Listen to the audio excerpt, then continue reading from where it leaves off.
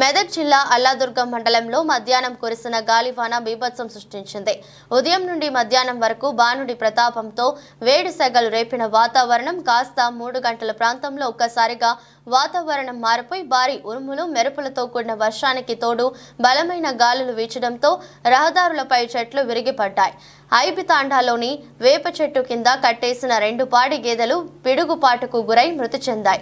పాడి పశువులే మాకు జీవనాధారమని పిడుగుపాటుతో 2 గేదెలు మృతి చెందడంతో తమకు ₹1,50,000 నష్టం జరిగిందని బీకే నాయక్, మారుతి నాయక్ తమ ఆవేదన వ్యక్తం చేస్తూ తమను ప్రభుత్వం ఆదుకోవాలని కోరారు.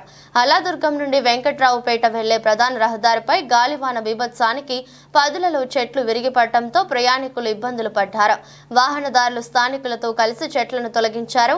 మరికొన్ని చోట్ల చెట్లు కొమ్మలు విరిగిపడడంతో విద్యుత్ సరఫరాకు అంతరాయం ఏర్పడింది. నా పేరు శ్రీనివాస్ అండి. మాది నడిమితాండ గ్రామం. ఈరోజు డైలీ లాగానే మేము ఇక్కడికి బర్రెలు తీసుకొచ్చే వాళ్ళం అండి. చెట్టు కింద నీడ కింద కట్టేసేవాళ్ళం. డైలీ లాగానే ఈరోజు గిట కట్టేసామండి. పొద్దున్న వర్షం రావడం జరిగింది. గాలి దుమాలంతో వచ్చిన వర్షంలో పిడుగుపడి మా బర్రెలు 2 చనిపోవడం జరిగింది. మేము దీని మీదనే ఆధారపడి బతుకుతున్నామండి. ఇప్పటికీ ₹1,50,000 దాకా ఆస్తి నష్టం జరిగింది. దీన్ని ప్రభుత్వం ఆదుకోవాలని కోరుకుంటున్నాం.